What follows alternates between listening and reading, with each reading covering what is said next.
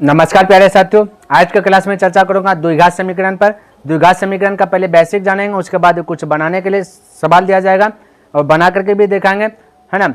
और यहाँ पे थोड़ा सा शॉर्ट तरीके से बताऊंगा क्योंकि इसका मैंने बेसिक पूर्ण रूप से मैंने बना दिया, करीब करीब 15-16 मिनट का वीडियो होगा, ठीक है। तो वो आप बेसिक जानना चाहते हैं तो वो वाला आप देख सकते हैं। और लेकिन यहाँ पे शॉर्ट में भी आपको समझ में आएगा बिल्कुल 100%।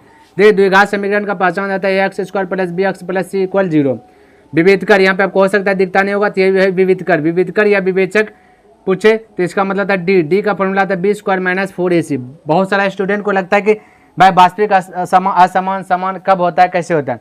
जब भी डी का मान प्लस में आ जाए यानी 1 2 3 4 5 6 7 8 9 10 कुछ भी आए तो उस समय होगा वास्तविक और असमान। असमान का मतलब एक को नहीं रहेगा, अलग अलग आएगा। जैसे 1 आया 2 आया 3 आया 4 आया तो उस समय वास्तविक और असमान हो जाएगा। अगर डी का मान ऋणात्मक में आ जाए यानी कि माइनस में आ जाए, -1 -2 -5 -10 कुछ भी आ जाए तो उस दरमियान उसको कहेंगे अवास्तविक है, वास्तविक नहीं है यानी कि काल्पनिक है, ठीक है। यानी कि वास्तविक है ये नहीं है, अवास्तविक है। माइनस में आएगा तो अवास्तविक।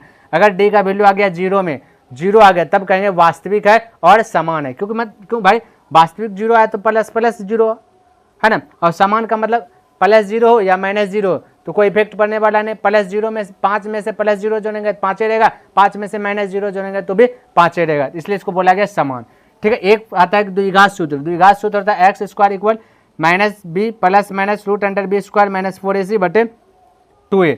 क्लियर। ये द्विघात समीकरण तभी इसका यूज तभी करते हैं जब हल करने के दरमियान वास्तविक और असमान आ जाए या वास्तविक और समान आ जाए, तब ये फॉर्मूला ये द्विघात सूत्र का यूज करके दो को आंसर निकालते हैं, ठीक है। तो वो आपको बता दिया जाएगा कि द्विघात सूत्र का यूज कीजिए, ठीक है। वास्तविक और समान है तो यहाँ पे देखिए हम यहाँ बनाएंगे और सीखेंगे वास्तविक और समान है तो इसका आंसर क्या आ सकता है। तो पहला ए का स्थान पे एक्स स्क्वायर है तो एक ही एक्स स्क्वायर है तो एक्स स्क्वायर को कब एक्स स्क्वायर एक या एक लिखिएगा। फिर बी का स्थान पे कितना एक्स को छोड़ के लिखना, बोलिएगा 10 लिखना है, ठीक है। सी का स्थान पे कितना 25 लिखिएगा।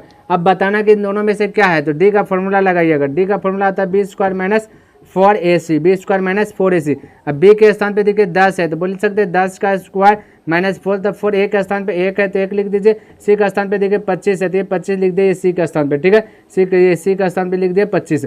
अब हल कीजिए 10 का स्क्वायर कीजिएगा तो हो जाएगा 100 माइनस 4 × 1 × 25 तो हो जाएगा 100। अब 100 में 100 गया तो बच गया 0, और जैसे 0 आ गया तो उसको क्या कर सकते हैं हम वास्तविक और समान है, यानी कि आपका ये वाला करेक्ट हो जाएगा, वास्तविक और समान आंसर आ गया, करेक्ट हो गया। प्यारे साथियों उम्मीद करता हूँ आपको समझ में आ गया होगा। अगर पसंद आए तो इस वीडियो को लाइक कर दीजिएगा, सब्सक्राइब नहीं किया तो चैनल को सब्सक्राइब कर दीजिएगा। तो मैं ऐसा पढ़ने लेकर के फिर मिलूंगा, जरूर मिलूंगा। तब तक के लिए धन्यवाद। जय हिंद, जय भारत।